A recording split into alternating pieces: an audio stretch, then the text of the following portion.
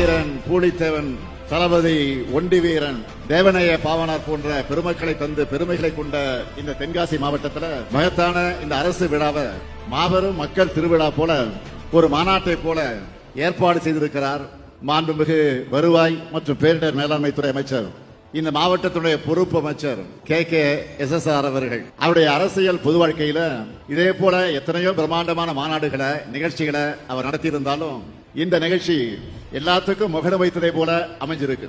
வருவாய்த்துறை அமைச்சரா அவருடைய மகத்தான சாதனை என்ன தெரியுமா? இதுவரைக்கும் இல்லாத அளவுக்கு இவருடைய பீரியட்ல தான் தமிழ்நாடு முழுவதும் இதுவரைக்கும் 10,26,743 பேருக்கு இலவச வீட்டு மனைப்பட்டா வழங்கியிருக்கிறோம்.